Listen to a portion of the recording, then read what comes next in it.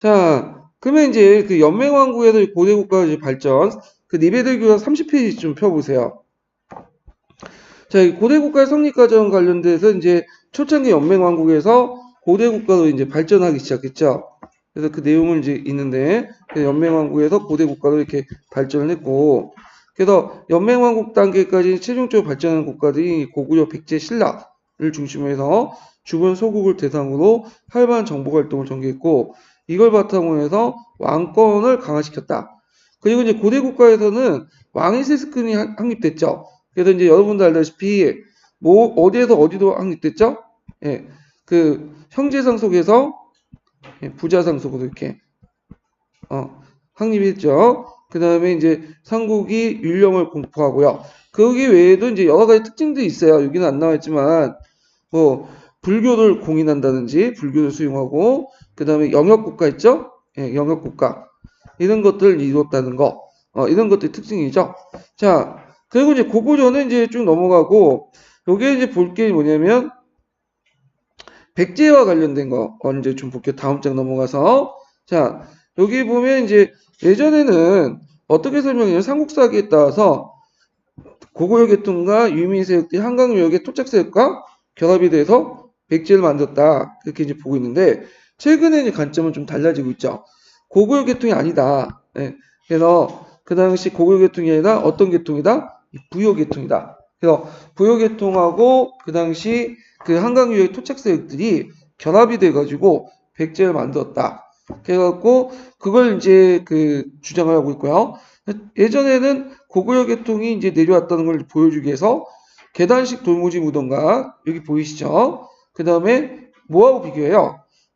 그 다음에 고구려 장군총과 비교해 보죠.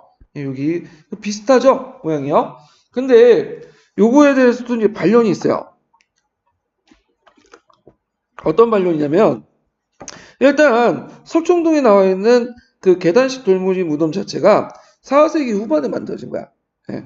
그러니까 이제 있고 그 다음에 이제 그 백제가 건국할 시기 때 만들어진 무덤은 계단식 돌무지 무덤이 아니라 토강묘였죠.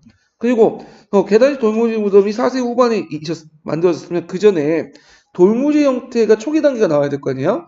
근데 그런 게 안 보여요. 그래서 이제 이거는 그 백제 건국 세력하고 고구려 건국 세력이 동일하다는 것보다는 백제 건국 세력은 토강모, 그러니까 주로 부요족 계통이고 나중에 4세기 후반 때 내려온 사람들이 고구려 계통을 보여주고 있는 거지 원래는 부요 계통이다. 그래서 그걸 알 수 있는 게 토강모를 알 수 있다. 왜냐하면 부요 계통은 그 얘들의 무덤 양식 뭐죠? 토강모죠. 중국하고 비슷하게.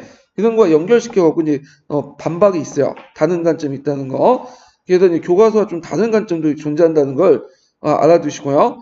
자, 그 다음에 신라를 보면 신라 같은 경우에는 지배자의 칭호가 거서관, 차창홍, 이삭은, 마리간, 왕 이렇게 변화되죠. 그래서 거서관의 차창홍, 그래서 이삭은, 마리간, 왕 이렇게 변화가 되는데 거서관이라는 의미는 큰 수장이라는 뜻이죠.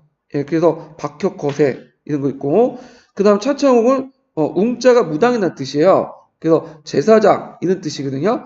그러니까 이때부터 이제 점점 재정일치에서 재정 분리로 넘어가는 단계를 걷고 있다. 그래서 이제 거서관 정치적 지배자 차창홍은 그 당시 제사장 이런 그 어떤 위치에 있는 거죠. 자, 그러다가 박석김이 상김이 그 돌아와서 왕이 됐던 것은 이제 이사금 때죠. 이사금은 영장자라는 뜻이죠. 그러다가 이제 내문왕 때 들어와서 그 고구려 도움을 받고 왕권을 강화하고 마리강을 칭하고 나중에 왕이 되는데 마리강과 왕 때는 중앙집권 국가 시대예요. 예. 그래서 이런 그 지배자의 칭호 자체가 뭐냐면 그때 당시에 그 국가 형태 이런 것들을 볼 수가 있다. 그래서 거서관과 차창은 부족 국가, 이사금은 연맹왕국, 그래서 마리강과 왕은 중앙집권 국가 이렇게 볼 수 있죠. 신라의 국가 발전 단계를 알 수가 있고요.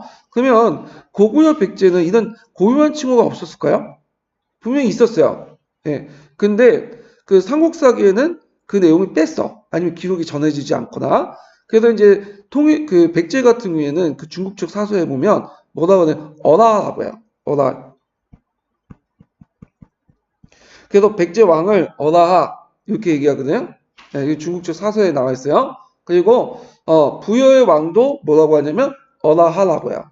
그러면 여기에서 볼 수 있듯이 백제와 부여가 서로 긴밀하게 관련돼 있다 하는 증거가 될 수가 있겠죠. 자, 그래서 이제 이런 내용들 이제 같이 기억을 해두시면 될 것 같아요.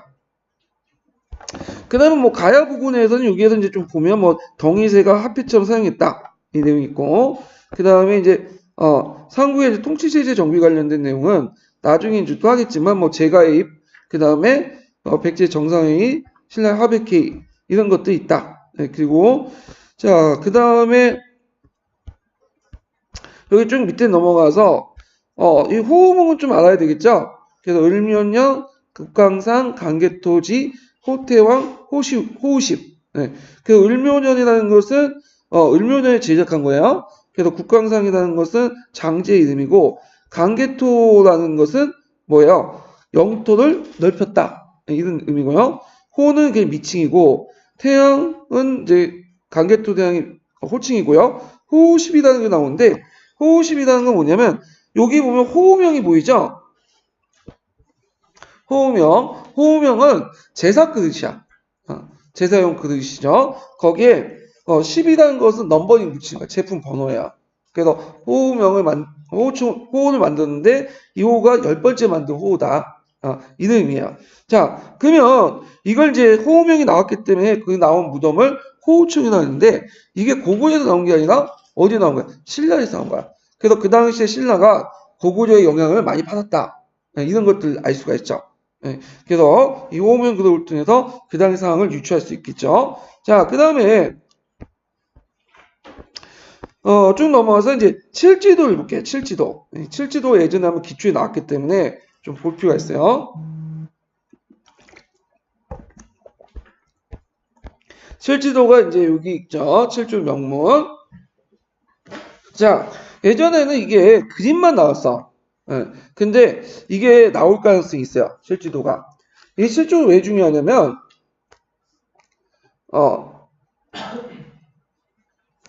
그 당시 이제 보통 일본 애들이 그 임나 일본부를 주장하죠. 그 임나 일본 남한경이라고 하죠. 한때 일본이 그 백제나 신라를 그냥 통제했고 영향력을 행사했다. 그래서 임나 일본부를 통해서 이걸 이제 지배를 했다. 얘네들이 그렇게 주장해. 그러면 근거가 있어야 될 거 아니야. 그래서 이 근거로서 이제 얘네들 두 가지 제시하죠. 하나가 강개토 대항비문. 그 신묘일조 기사를 제시하고, 그 다음에 하나가 뭐냐면 칠지도예요. 칠지도. 그래서 강개토 대항 신묘일조 기사는 그 해석에서 자기가 유리한처럼 도의 주체는 외로 보고 그 외가 건너서 바다를 건너서 백제와 신라를 복속시켰다. 그 내용을 이제 했고요. 이 칠지도는 어디에 나왔냐면 지금 이거는 일본에 있어요. 일본에 있는데 이 칠지도라는 그 사서가 관련된 사료가 일본서기에 나와요.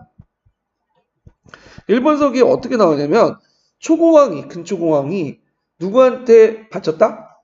신공화국에 바쳤다. 그래서 여기를 근거로 해갖고 남한경을 주장을 해요. 그래서 이제 있는데, 그래서 일본 학계는 이 칠지도를 백제왕이 봉헌했다, 갖다 바쳤다.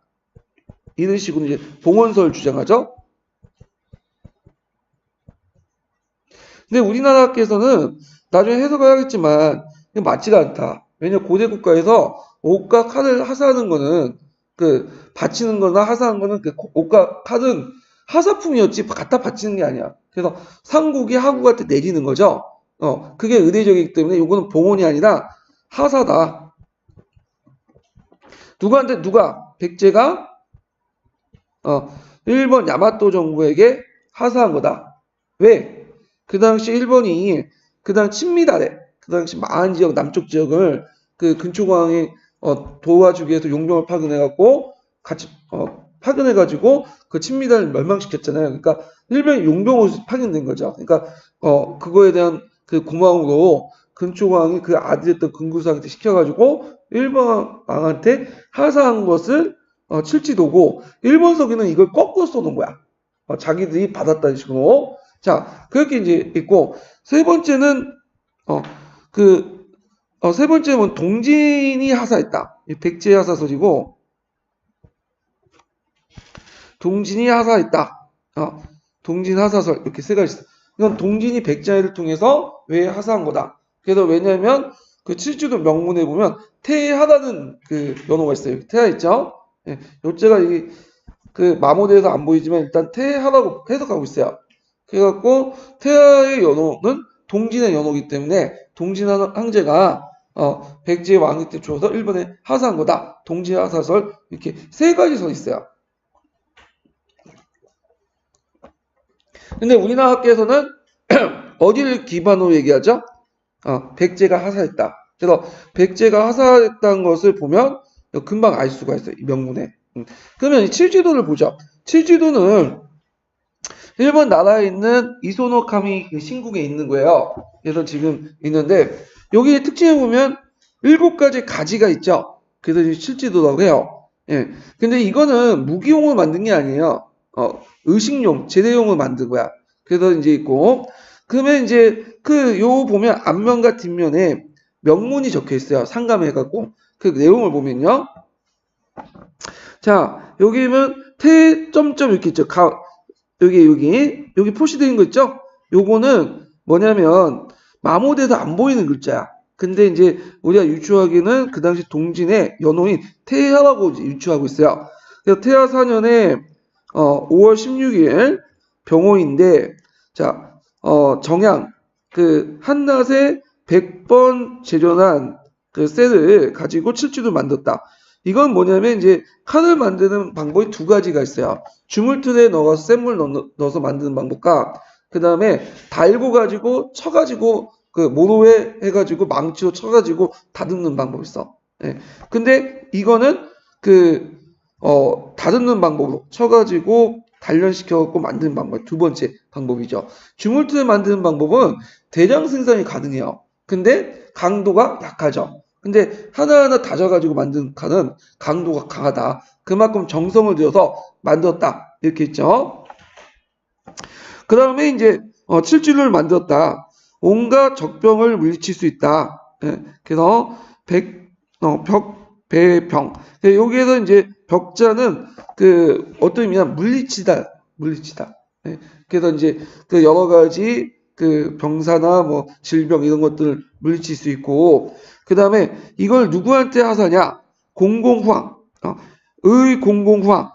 이게 상당히 중요한데 이게 여기서 마땅히 누구한테 후왕에게 주겠다. 나눠줄 만하다. 여기 있죠. 공공후왕 이란 뜻. 그래서 이것은 뭐냐면 후왕이라는 건 뭐냐면 이걸 이제 알려면 백제의 제후왕 제도를 알아야 돼. 여기 있네요. 예. 그래서 백제는 후왕제, 제후왕 제도가 있어요. 그래서 왕이 있고 그 밑에 제후왕이 또 있어. 그걸 이제 알 수 있는 게 뭐냐면 22담로의 왕족을 파견했다고 했죠. 그 왕족 하나하나가 뭐가 되는 거야? 제후왕이야. 그래서 이거 마찬가지로 외도 백제의 제후왕이 되는 거죠. 그래서 얘네들에게 하사했다는 거야. 하사. 그래서 여기에서 이제 나눠줬다. 그러니까 하사했다고 알 수 있는 게 공공이라는 말 있죠. 공공. 공공. 이 공은 뭐냐면 위에 있는 사람이 밑에 있는 사람에게 줬다는 뜻이에요. 한자로 공은. 예. 그래서 공공이라고 하죠. 공공. 그 반대말이 헌이라는 뜻이죠. 헌은 바쳤다는 뜻이야. 예. 바쳤다. 그래서 우리가 또 공하라고 하면 꽃을 줬다는 뜻이고요. 근데 헌하라는 것은 꽃을 바쳤다는 뜻이죠. 예. 그는 상국이 하국한테 줬다는 의미죠. 그러면 요게 상국은 누굴까요? 백제. 하국은 제후왕이었던 일본 왕한테 준 거야. 자, 이런 관계에서 알 수가 있죠. 자, 그 다음에 자, 뒷면에 보면요. 선사 이래로 미유 이등칼이 없었다. 그래서 이등칼이 없었는데 자, 백제 왕세자란 말이죠. 백제 왕세자. 백제 왕세자는 누굴까요? 근초고왕의 아들이었던 누구죠? 금구수왕이죠. 나중에 백제 왕세였던 그 기생성음이 근데 여기에서 이제 기생성음에 대해서 여러 가지 설이 있어. 이게 누구냐? 이게 무슨 뜻이냐? 그래서 기생성음은 그냥 여러 가지 거기에 뭐 울림을 그 칼의 울림을 표시한 거다. 아니다. 뭐 구수왕의 이름을 일본식으로 적어놓은 거다. 근데 대학기에서는 백제 왕세자 문맥상 보면 구수왕일 것이다. 기생성음은 구수왕이고 이걸 일본식 보기로 적어놓은 거다. 이렇게 이제 학계에서 보고 있고요. 자, 그래서 그 기생성음이 고위 외왕에게 지존 시우세 이 말은 뭐냐면 기생성 백제 왕세 기생성음이 왕에게 지혜 위해서 일부 만들어서 줬으니 후세에 보여줘라. 명령 주죠. 명령. 봉헌을 했으니 이런 말투가 쓰지 못하겠죠. 아랫사람한테 말한 투잖아요, 지금. 그럼 여기에서 볼 수 있는 게 백제왕, 근초고왕이 직접 준 게 아니라 백제 왕세자한테가 준 거야. 이건 뭐냐면 외왕의 지위가 왕이 준 만큼 그렇게 높은 지위가 아니라는 거죠. 그래서 좀 한 단계 낮춰가지고 누굴 통해서 준 거예요? 그 당시 그 왕세자였던 금구수왕을 통해서 준 거죠. 그래서 이제 백제사설의 어떤 주요 근거가 됐다. 이렇게 좀 기억을 해두시면 될 것 같아요. 자, 그래서 칠지도 명문은 요거는 한문 사료도 나올 수 있으니까 꼭 암기해 두셔야 될 것 같아요. 되게 중요한 사료죠. 자, 그 다음에 아까 이제 약간 뛰어넘은 게 있는데 백제 도읍법 변천이 있어요. 그래서 이제 초기 백제가 백제가 보통 3번의 수도를 옮겼죠. 그래갖고 초창기 수도를 하남 위대성이라고 이제 보고 있는데 예전에 하남 위대성의 위치에 대해서 여러 가지 설들이 많았어요. 예. 그래서 있는데 서울 부근일 거라는 거는 어느 정도 예측이 됐어. 근데 있다가 나중에 몽총토성이 발견됐죠. 근데 몽총토성이 발견돼서 이게 하남 위대성이다. 이렇게 봤지만 최근에 그게 아니라 몽총토성 그 밑에 있는 풍납토성이 있어. 그래서 풍납토성이 일종의 하남 위대성이다. 이렇게 이제 보고 있죠. 그래서 몽총토성은 일종의 산성이 되고요. 그 다음 풍납토성은 일종의 뭐가 되겠어요? 평저성이죠. 그래서 백제도 잘 보면 산성과 평저성 체제를 가지고 있었어요. 네. 자, 근데 이제 나중에 장수왕의 공격을 받고 이에 한성을 뺏겼죠. 하남 위대성을. 어디로 갔죠? 공주로 갔어. 여기 보시면 알겠지만 여기 공주예요. 공주는 여러분들 알다시피 방어하기 상당히 좋죠. 근데 나가기가 힘들어. 그래가지고 다시 어디로? 부여로 옮기죠. 사비성으로. 예. 그래갖고 이렇게 이제 있다. 이런 것들 좀 기억을 해두시면 될 것 같아요. 자, 그 다음에 이제 있고, 그 다음에 뒤에 넘어가서, 자, 여기 보면, 뒤에 보면, 울증 봉평 신라비, 당양신라 적성비, 북한산비, 이런 것들 좀 같이 기억을 해두시면 될 것 같아요. 그래서 울증 봉평 신라비 같은 경우에는 거기에 이제 알 수 있는 건 율령 반포 내용이나 십실간 등 제도 있죠? 이런 것들 알 수 있죠. 그래서 한번 제가 예전에 한번 얘기했지만, 울증 봉평 신라비에는 여러 가지 제도와 관련된 내용들이 많이 들어가 있어요. 그래서 삼국사기에 보면 마치 율령이나 십칠간 등 제도를 신라 초기 때부터 한 것처럼 이렇게 기록되어 있는데 이건 이렇게 믿고 있는 학자들은 없어요. 대부분 어디를 비성을 보고 판단하는 거죠. 그래서 4세기 이전의 신라 기록은 되게 약간 뒤에 있는 사실들을 앞에다 배치시켜갖고 기록한 것들이 많아요. 그래서 되게 이제 울진 봉평 신라비를 기준으로 율령마포나 십칠간 등 설립제도, 제도 성립 이런 것들 파악하게 되죠. 자, 그래서 이제 있고 그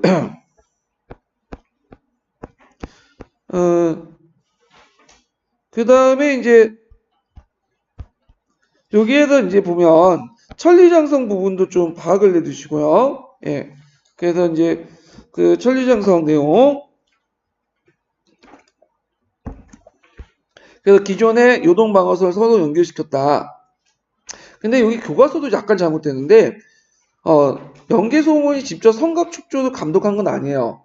원래 평양에 있다가 명령을 받고 성곽축조 감독을 명령을 받으니까 이 사람이 이제 병정을 가려고 하니까 안 되겠다 해가지고 쿠데타를 일으킨 거죠. 예, 이 사실관계 좀 바로잡고요. 자, 그 다음에 이제 쭉 넘어가서 신라에서 이제 삼국통일 있죠. 긍정적 평가, 부정적 평가도 같이 한번 읽어보세요. 이 부분도. 자, 그 다음에 이제 그 신라 당골모가 삼국을 통일하다 이 내용을 보면 자, 당은 이제 신라와 함께 백제를 멸망시킨 후에 백제 옛땅에 뭘 설치했죠? 옹진도독부. 그 다음에 경주에는 계린도독부를 설치해서 그 도독부 장을 누굴 임명했어요? 신라를 임명했죠. 그러니까 이제 신라한테 원래 약속했던 대동강 이남의 땅을 안 주겠다는 거야. 여기에서 볼 수 있듯이 이제 그리고 장기적으로 어디도 못 겠다? 신라도 못 겠다. 자, 그러니까 이제 있고 그다음에 고구려는 또 뭘 줬어요? 안동도읍을 뒀죠. 그래서 안동도읍을 통해서 웅진도독부와 계진도독부를 통제를 하도록 했죠. 그래서 위기를 느낀 신라는 고구려 백제 유민을 연합해서 그 당시 그 이제 뭐냐면 싸우게 되는데 그때 이제 금마제 보독부를 세우고요. 그다음 매소성 전투하고 기복부 전투에서 크게 이기죠. 그래서 당구를 몰아내서 삼국통일을 하게 되죠. 자, 그럼 밑에는 삼국통일의 어떤 뭐 의의와 한계 이렇게 이제 볼 수 있는데, 자, 신라의 삼국통일은 그 과정에서 당의 세력을 이용하고 우리 민족의 활동 반경을 어디에서 대동강에서 원산만 이남으로 그 좁혀놓는데 한계가 있다. 당의 세력을 이용하고. 그러나 한편으로는 나단 전쟁을 통해서 외세를 몰아낸다는 사실은 자주적인 성격을 보여주고 있고요. 또한 고구려 백제 문화의 정통을 수용해서 삼국 문화를 융합함으로써 민족 문화 발전 토대를 마련할 때 큰 민족사적인 의의가 있다. 그래서 한계점 2개와 그 다음에 의 2개 이렇게 적어놨어요. 그래서 만약에 그 문제는 안 나오겠지만 만약에 나올 수 있다면 한계점과 의의 쓰자면 요 교과서 정도 쓰시면 될 것 같아요. 물론 여러 가지 뭐냐면 한계점과 의의가 있어요. 근데 임용에서는 뭐 교과서 정도만 써가지고 외워두시면 되는데 이런 문제 나오면 웬만하면 다 쓰겠죠. 예. 그래서 제가 안 난 것 제 출제는 안 될 것 같아요. 이 부분은 너무 문제가 쉬워가지고. 자, 그래가지고 이제 있고 그 다음에 이제 볼게 이제 국사 지도서 이제 볼게요. 자, 국사 지도서에서 이제 볼게 고대 정치 부분 중에 85페이지를 일단 펴보세요. 예. 요것은 이제 뭐냐면 그 삼국이 이제 고대 국가에서 어떤 방식으로 해서 발전했는가 이와 관련된 건데 그래서 이제 두 가지 의견이 있어요. 부채제도하고 귀족 연합 체제 이렇게 두 가지가 있거든요. 그래서 요걸 이제 쭉 보기 전에 잠깐 기본 심화 강의를 좀 볼게요. 자, 기본 심화 강의 교재 몇 페이지 보시냐면 24페이지 보세요.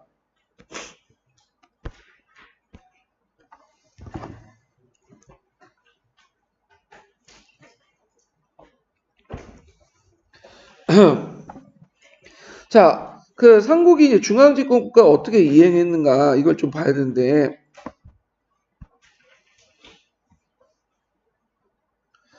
자, 초기 국가에서 중앙집권국가가 어떻게 이제 이행했는가 이렇게 볼게요. 자, 여기 보면 이제 그 큰 여러 가지 관점 중에 귀족연합론하고 부채제도는 있어요. 여기에서 이제 고구려 유형을 이제 대표로 뒀는데 귀족연합론과 부채제도는 일단 소국에서 출발하죠. 소국. 소국에 출발해요. 소국은 이제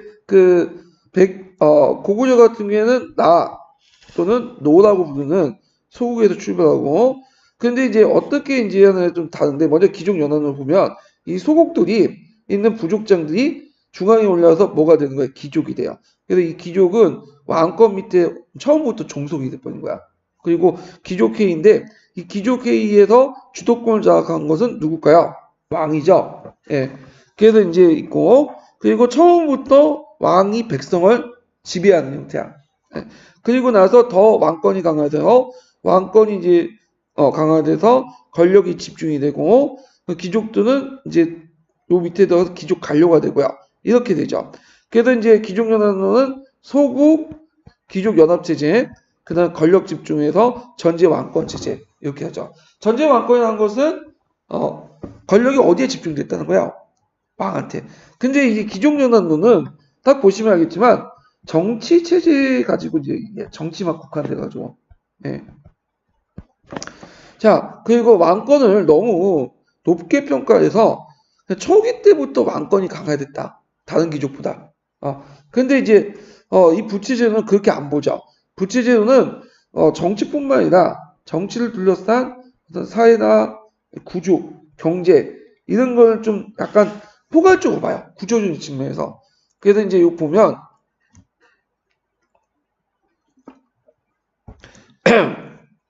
이건 고구려 유형의 기준을 보면요. 소국이 있고 그 다음에 이 소국들이 이제 부족장들이 갑자기 왕권 밑에 예속된 게 아니라 나중에 그 소국들이 병합해서 부를 이루죠. 그래서 그 고구려는 5부를 이루잖아요. 5부는.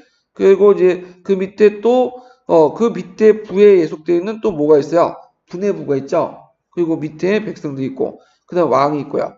그래서 이제 있고 왕하고 부족장들이 모여서 부족장회의를 하는데 왕과 부족장의 지위가 여기처럼 뭐냐면 왕권이 압도적으로 많은 게 아니라 뭐죠? 왕하고 부족장이 동일한 거야. 그래서 부족장 중에 여러 부족장 중에 하나가 왕이죠.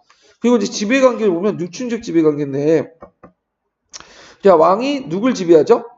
부족장을 지배하고 부족장이 또 분해부를 지배하고 분해부가 백성을 지배하는 거야. 네, 그게 누춘적인 지배관계를 갖고 있다.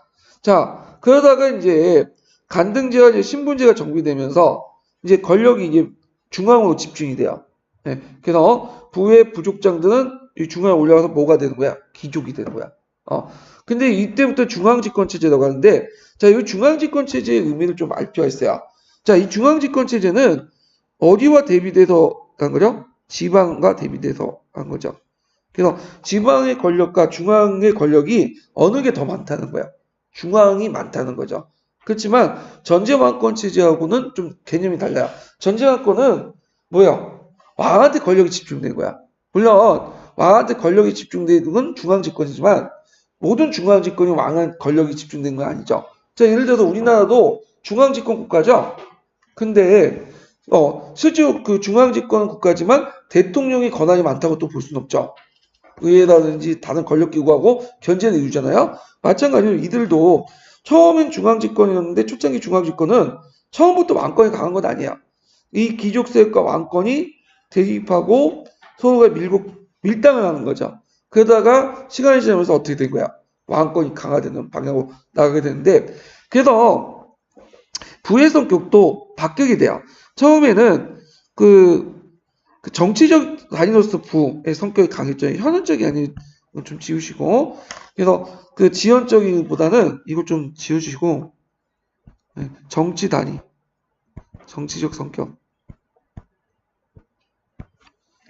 정치적 성격의 부가 강했는데 이 정치적 부의 성격이 뭘로 바뀌게 된 거죠? 왕권이 강화되면서 행정적 성격으로 바뀌게 되는 거야. 그리고 점점 이제 중앙이 지방을 통치하고 예속화시키는 그런 과정을 겪게 되는데 그때 중앙이 지방을 예속화시킬 때 이건 이제 사회 경제적 변화가 같이 깔려져 있어요. 그래서 철기가 생산되고 지방제도가 정비되고 문화가 균일화되고 관료체제가 정비되면서 점점 지방이 중앙에 예속화시키는 그런 결과를 낳게 됐다. 이렇게 보시면 돼요. 자, 그래서 요 부채제도는 삼국이 동시에 등장을 해요. 근데 이 부채제도는 등장한 시기가 각국마다 틀려.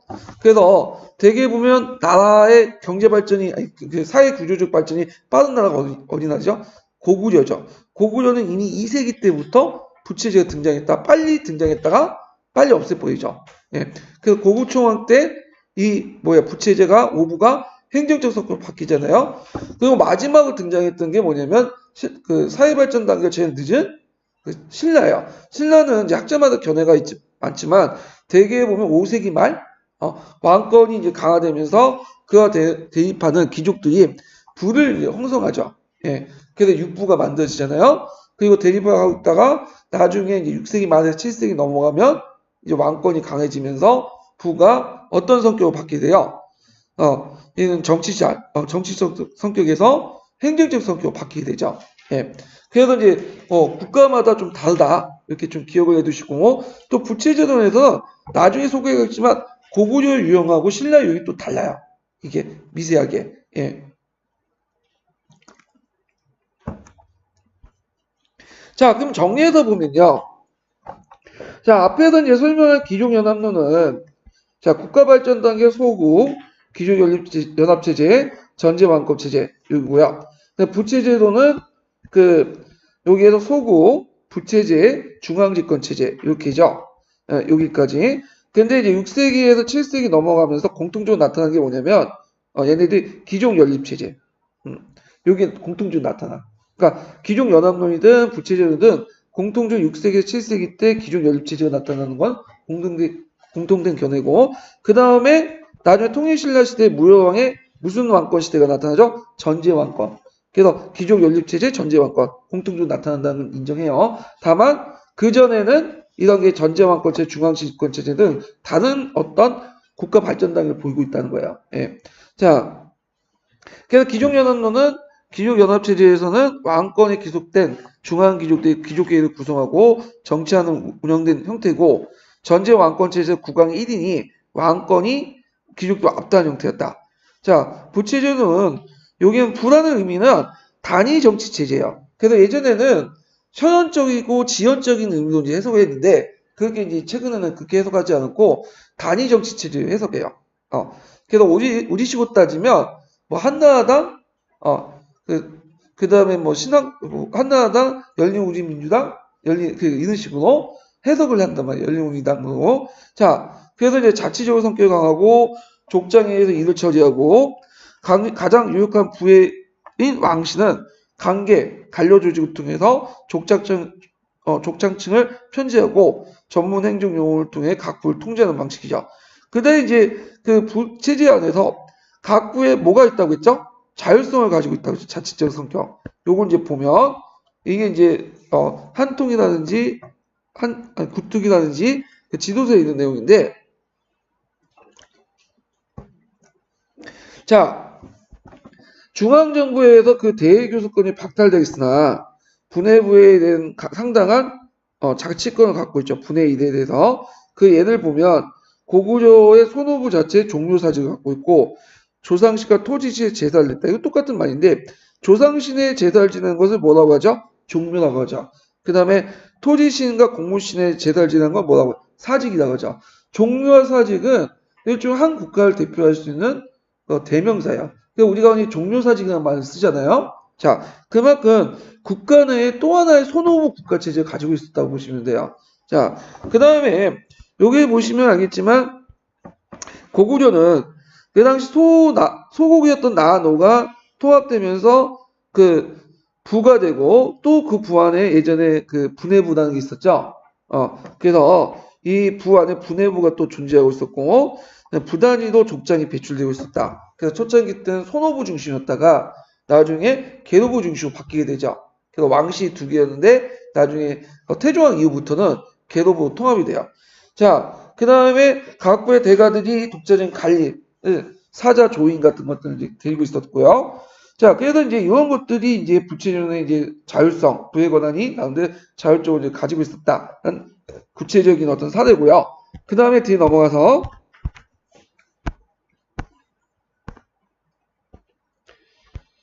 자, 부채제도의 해체 과정을 볼게요. 부채제 해체를 단순히 정치적인 변화에서 이제 찾는 게 아니라 어떤 경제적, 사회경제적 변화에서 찾죠. 구조적 측면에서. 그래서 일단 철제 농기가 개선되고 광범위하게 보급되고요. 이게 땅포 지우시고. 자, 그러니까 수의사업, 우경의 보급 등 농업 생산이 증대되게 돼요. 그러면서 이제 종전의 공동경작에서 개별경제로 넘어가게 되고, 이래서 음락공통에 벗어난 사람들이 늘어나게 되죠. 자, 그리고 중복정쟁을 통해서 사회분화가 진전되고 각 집단의 자치력을 뒷받침 공동체 관계가 해체됐다. 왜? 농업 생산력이 증대되면서 무슨 경제에서 무슨 경제에 넘어갔기 때문에 집단 경제에서 개별 경제에 넘어갔기 때문에 가능했던 거죠. 자, 그 다음에 간등제와 간직체가 확충되면서 이제 점점 행정적 성격을 받게 돼. 그래서 부채제가 점점 해체됐다. 예. 그러면 부채제도하고 기존연합의 공통점은 아까 얘기한 것처럼 자, 중앙집권체제와 전제왕권체제의 6세기에서 7세기 때 삼국이 무슨 체제가 등장했다고 했죠? 귀족연립체제. 그래서 귀족연립체제는 어떤 특징이냐면 자, 여기 그림을 그렸어. 제가 지방은 완전히 아까 말처럼 중앙에 예속돼 있어요. 중앙에. 근데 이제 요때는 왕의 권한이 이제 뭐냐면 또 약해져. 그러다가 유력귀족들이 뭐냐면 연합해갖고 집단 지도체제를 이루면서 통치했던 체제야. 6세기, 7세기 때 신라, 고구려, 백제 공통적으로 보이는 형상들이야. 예. 그래서 이제 영계소문도 등장하는 것도 이런 귀족 연립체제 안에서 등장했다고 보고 있어요. 자, 그래서 예를 들어 고구려 후기 때 귀족 연립체 대망리 체제나 7세기 때 신라, 신흥세력인 김유신이나 김춘추의 등장, 그 다음 백제 말기 때 팔대성 귀족 체제 있죠? 이런 것들이 이제 요런 체제도 볼 수 있다. 자, 그러면 이제 그 각국의 귀족 연립체제의 성립 과정을 볼게요. 신라 백제는 각자 보시고 제일 중요한 고구려인데 왜 중요하냐? 이게 기출문제 두 문제 나왔어요. 그래서 그 고구려의 귀족 연립체제가 어떻게 성립됐는가? 이걸 이제 봐야 되는데 대외적 배경과 대내적 배경을 볼 수가 있겠죠. 대외적 배경을 볼게요. 자, 대내적으로는 그 당시 6세기 때 양호왕의 즉위를 둘러싸고 귀족 간의 내분과 대립이 있었다는 거죠. 예. 그래서 이제 그와 관련된 사조를 좀 보면요. 자, 이 가사를 볼 수 있는데 이거는 일본서기에 있는 거야. 일본서기. 자, 일본서기에 백제와 고구려 관련된 내용이 많아요. 왜 그게 많냐면 되게 일본서기에 1차 사조를 근본화했던 것이 저본화했던 것이 그 백제 봉기, 백제기, 백제신참이라는 백제 3서야. 지금 없지만 일본서기 할 때 참고자도 이제 썼던 건데 그 중에 백제봉기에 따르면 그 정월병월이의 고구려에서 그 중부인 아들을 왕으로 세우는데 나이가 8살이었고 그 고구려 안원학의 부인이 3명이 있었는데 그 이제 여기는 앞에 이제 서문이죠. 예. 그래서 안원왕이 이제 꼴깍꼴깍 죽으려고 할 때 이제 부인이 3명 있었어요. 그때 안원왕. 그래서 이제 대부인, 중부인, 소부인.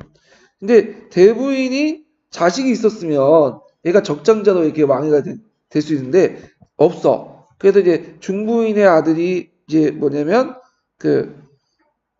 얘네들이 이제 있었고 아들이 있었고 그다음에 소부인의 아들이 있었어요.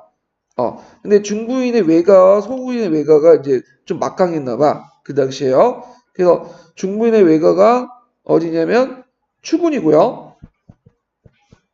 그 다음에 소부인의 외가가 어디예요? 세군이야. 그러니까 얘가 이제 막 죽으려고 하니까 이제 누구 다음 왕위는 누구나 할 것이고 이제 추군기하고 세군기가 싸웠죠.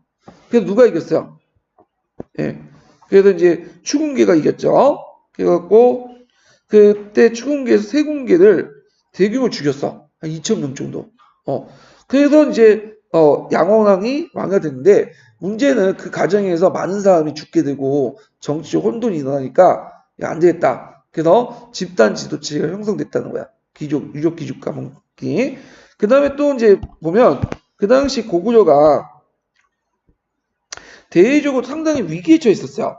왜냐면 여기 지도에 보시면 알겠지만 그 북쪽에 누가 왔었죠? 돌고리 이제 쳐들어오고 그 다음에 남쪽에는 백제와 신라가 위로 올라오는 형태였어. 그러면 고구려는 그 북쪽 경계와 남쪽 경계에 두 개의 전선이 있었죠. 그러니까 동시에 못 막으니까 안 되겠다. 그래서 돌고부터 맞자. 그러면 백제와 신라가 지금 중에 누굴 정치적 파트너로 선택을 해야 될 거냐?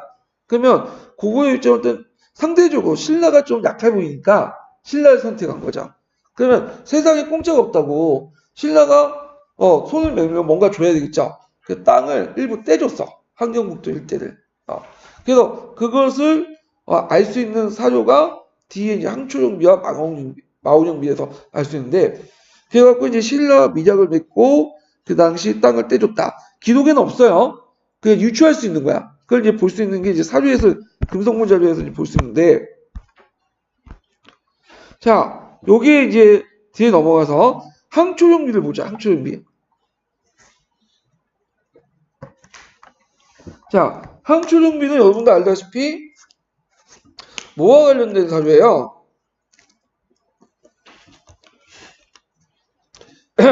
이거는 순수비와 관련된 사료죠. 그래서 제가 순수비를 잠깐 하다가 못 놓는데 순수비 위치를 좀 파악할 필요가 있어요. 잠깐 니베르 교과서를 펴보시고, 자 니베르 교과서 몇 페이지 보시냐면 36페이지 펴보세요. 자 진흥과 함께 이제 순수비를 이제 세웠는데 순수비가 어디에 위치한 거는 좀 파악을 해두셔야 필요가 있죠. 다량적성비하고. 자 일단 여기 다량적성비가 있고, 그 다음에 창년비, 북한산비, 마오령비, 항촌비 이렇게 네 가지가 있죠. 그 중에 제일 이제 먼저 세워진 게 뭘까요? 단양신라 적성비죠. 첫 번째. 그 다음에 세워진 게 뭘까요? 북한산비죠. 그 다음에 세워진 게 뭘까요? 530 청년비죠. 빗벌가를 점령하고 세운 거. 그 다음에 항초정비와 마오정비는 동시에 세웠던 네 번째죠. 예. 그래서 여기에서 이제 이거와 관련돼서 미작설과 관련된 내용이 있죠. 그래서 요걸 떼줬다는 거죠. 예. 비오로 북쪽 땅을. 예. 그래가지고 요 미작설과 관련된 그 내용을 이제 볼 수 있는 게 거기에 이제 그 항초정비와 마오정비 있는데, 다시 돌아와서 자 여기 보면 이제 그 내용 중에 항초정비 내용 중에 이게 있어요. 자 이웃나라의 신인을 맹세하고 하회를 요청하는 사신이 소통하여 왔다. 자 그러면 여기에서 이웃나라게 뭘까요?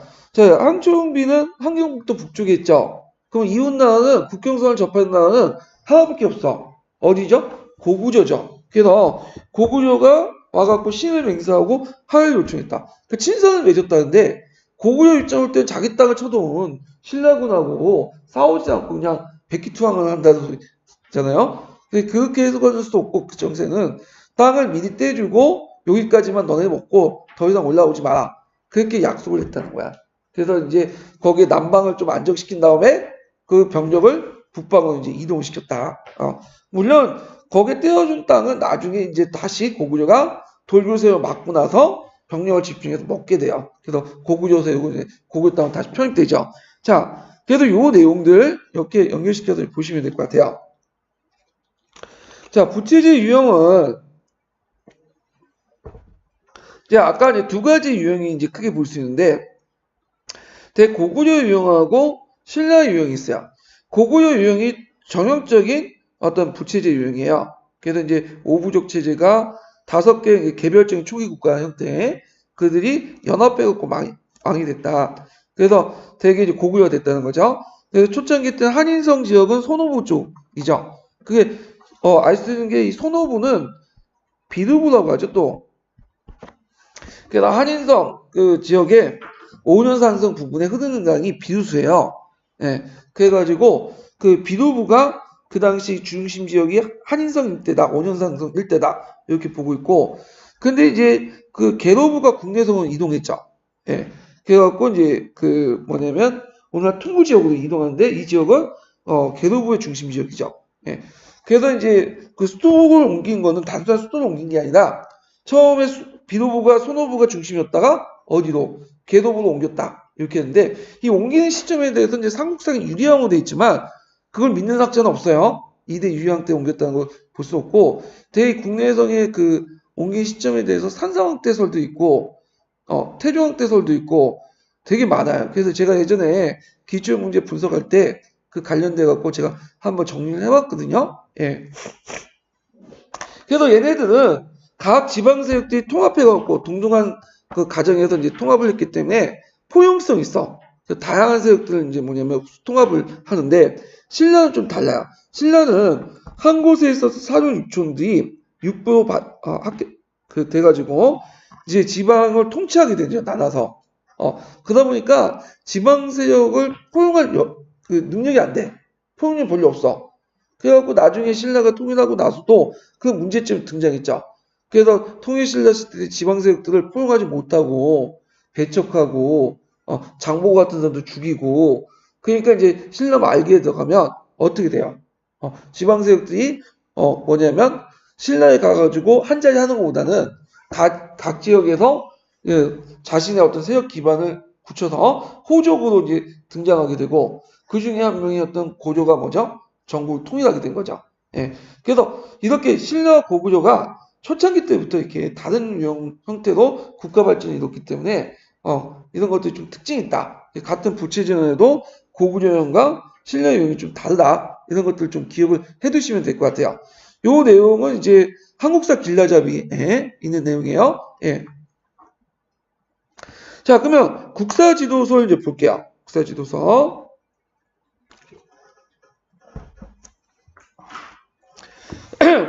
이 국사지도서에 이제 보면, 이게 7차 지도서, 이제 국정지도서는 그 앞부분에 영국 경향하고 뒷부분에 2부에 개별적인 어떤 내용들로 구성되는데, 요거는 이제 그 85페이지에 있는 내용은 되게 영국 경향에 대해서 쭉 얘기를 하고 있어요. 근데 제 생각에는 이제 최근에 임용고시 할 때 무슨 설 같은 것들이 나오지 않으니까 앞에 정도 언급했던 내용들 있죠. 제가 그 내용들만 좀 기억을 하고 그냥 넘어가시면 될 것 같아요. 그래서 요 페이지를 펴라고 한 거는 한번 참고하시라고 핑구고요. 이제 2부 내용에서 이제 관련된 것들 보충된 내용들을 한번 찾아가면서 넘어가고 보기도 하죠. 자, 237페이지 펴보세요. 네, 7차 지도서. 자, 삼국 초기의 정치 구조를 공통적으로 부채제로 이루고 있고요. 잠깐만요. 이거 펜을 써야 되는데.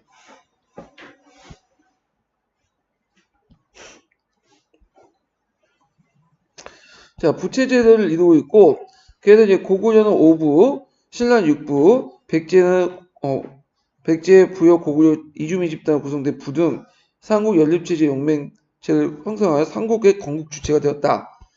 그래서 이제 이들 부의 주민은 귀족에서 빅민에게까지 계급적으로 분화되었으며 삼국의 국가구조 내에 볼 때 다른 복속된 지역의 주민에 비해 집단적 우월의 질을 차지하고 있었다. 일단은 부에 속했다는 자체가 뭐예요? 상당한 정치 집단, 지배층에 위치해 있다는 거야. 지배층에. 그래가지고 예를 들어서 신라 같은 경우에는 육부에 소속되면 적어도 뭐죠? 집단 지배층에 위치해 있는 거야. 그리고 그 부에 소속되지 않는 사람들 뭐라고 하냐면 보통 노인이라고 하죠. 네. 이렇게 이제 보시면 돼요. 지금 북한도 그렇죠. 평양에 사는 사람과 평양에 살지 않는 사람들이 계층 구조가 완전 다르잖아요. 예.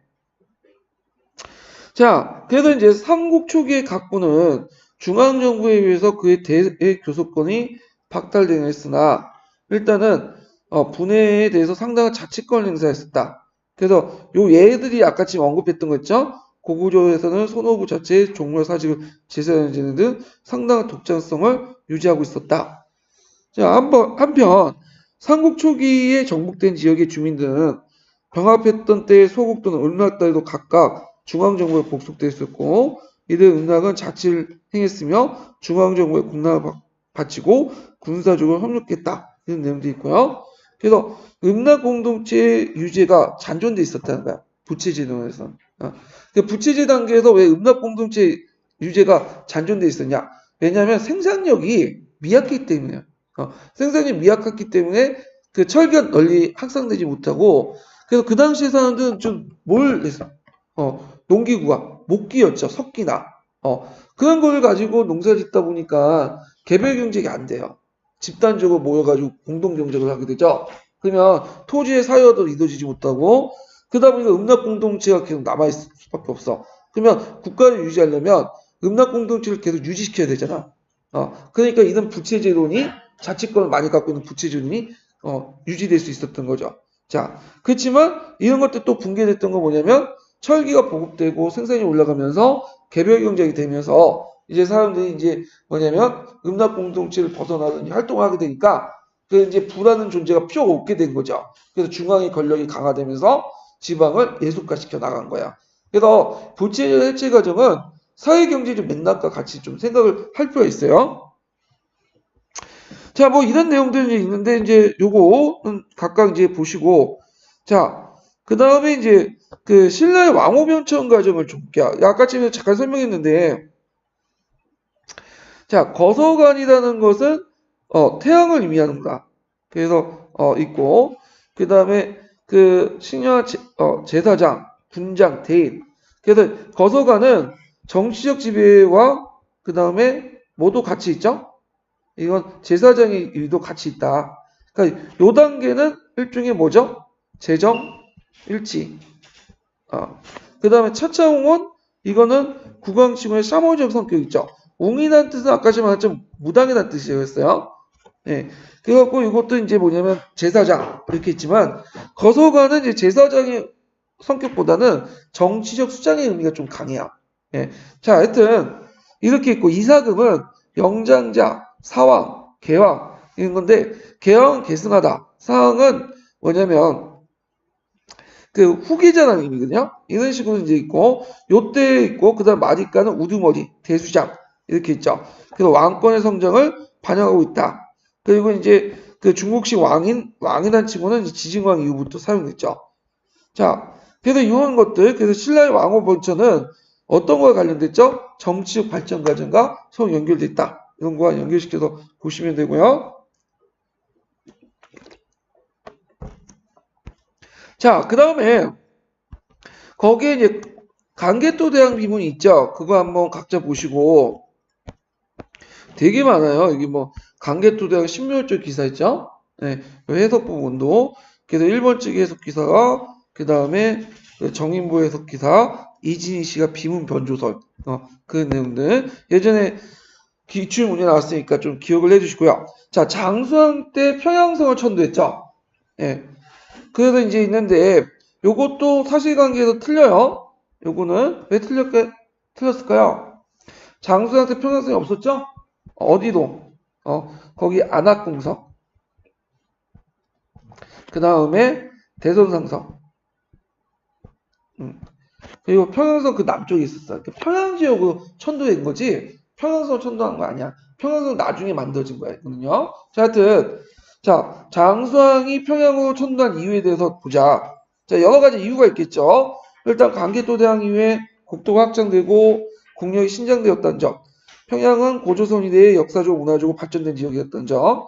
대동강은 인적 물적 자원의 보급뿐만 아니라 평양 퉁구 지역에 비해서 자연적 조건이 좋았다는 점. 대동강을 이용해서 항해를 통해 국제적 활동이 유리한 점. 그래서 이제 평양 자체가 고조선 이래로 낭랑, 대방 이런 데 또 중심이었고 그러다 보니까 문화적으로 상당히 발전됐고 그다음 등등 여러 가지 중국과 교류가 또 좋게 되는 좋은 지정학적 위치를 가지고 있었고요. 자, 그래도 이제 이 내용들 이제 각자 보시면 될 것 같고요. 그 다음에 그 밑에 보면 평양을 왜 또 천도했냐 정치적도 있는데 왕권 강화 측면도 있어요. 그래서 장수왕은 국내성을 뿌리를 내니 구기족 세력 기반을 국내성을 떠나서 평양으로 천도함으로써 이들 세력을 약화시키고 왕권을 강화시키려고 했다. 그 과정에서 왕권 강화에 반발하는 세력들을 대대적으로 수청을 했다는 걸 알 수 있다. 그게 어디에 나와 있는 거죠? 계로한 국서에 나오죠. 그래서 계로한 국서에 어떻게 나와요? 그 당시 그 장수왕이 어죽을 만들었다는 거죠. 피바람을 불러일으키고 이거는 그 당시 그 평양을 천도하는 과정에서 많은 국내성 귀족들 반발을 심으로 먼저 억누르고 내려왔다는 거죠. 그래서 여기에서 이제 볼 수가 있겠죠. 자, 어쨌든 고구려 평양천도는 정치 경제적 체제의 정비를 가져왔고 한강 유역을 장악함으로써 한반도의 주도권을 성장하였으며 고구려가 동아시아 일대의 대제국으로 선장하여 천하의 중심이란 자부심을 갖는 계기가 되었다. 뭐 있고 이 평양천도와 함께 남하 정치를 하게 되고 이를 통해서 이제 이에 자극받아서 신라와 백제가 군사 동맹을 맺게 되죠. 네, 나제 동맹을 맺고 되고 뭐 이렇게 이제 좀 보시면 돼요.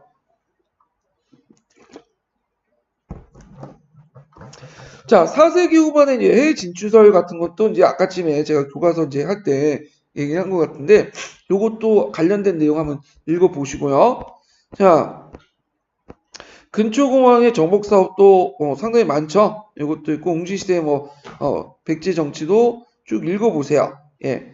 그래서 이제 내용들 보시면 되고, 자, 백제 성왕의 어떤 주흥노로 이것도 읽고, 법황의 국가체제 정비도 상당히 중요하죠. 예. 그래서 있고, 그 다음에 이제 율령과 율령체제를 좀 볼게요. 자, 율령은 중국, 우리나라, 일본 등에 실시한 법전제도인데 율은 형법 법규를 말하고 영어는 행정 법규를 뜻하죠. 지난 시대 때 율령이 있었지만 실제적으로 이제 율과 영의 명칭이 형성된 건 3세기 중엽 정도 돼요. 그 정도. 그래갖고 이제 형성이 된 거고. 자, 우리나라 율령이 전래된 것은 소수유왕 때 고구 율령, 그다음 법후왕 때 신라 율령, 그다음에 백제는 고위왕 때 간료체제 율령 법률 공포가 있었다. 여기에 주의할 게 뭐냐면 소수유왕하고 법후왕 때는 나름대로 비석이라든지 그 관련된 사료를 통해서 검증된 거야. 근데 백제 고유왕 때는 그 잘 보세요. 율령 반포가 아니라 뭐죠? 간료체제를 유지한 법령이죠. 그렇기 때문에 여기에서 이제 법령 공포가 있었다는 이때 법령은 꼭 율령의 의미가 아니라는 거죠. 중국식 율령의 의미가. 그래서 최근에는 이 율령 반포를 빼줬어. 고유왕 때 그 율령 반포했다는 내용이. 예. 그래서 이제 이런 게 있고, 자, 그 다음에 이제 신라가 통일 전후에 율령 격식이 완성이 됐다 해가지고 그때 이제 무열왕 때 이방 북격 60조를 이제 공포하고 공식령 20조를 공포하고 등등 있는데 한번 보시고 그 이에 이제 신라 백제 고구려 이런 것들 이제 내용 통치 체제는 이거는 이제 나중에 뒷부분에서 좀 얘기할게요. 자, 그 다음에 이제 여기 보면 천리장성 부분 있죠? 이거 한번 좀 읽어보시고 자, 그 다음에 김춘추와 연개송은 맞나? 이것도 한번 읽어보세요. 예. 자, 그래서 이제 이렇게 해서 한번 이렇게 쭉 받고 좀 쉬었다가 한 통으로 넘어갈게요. 예.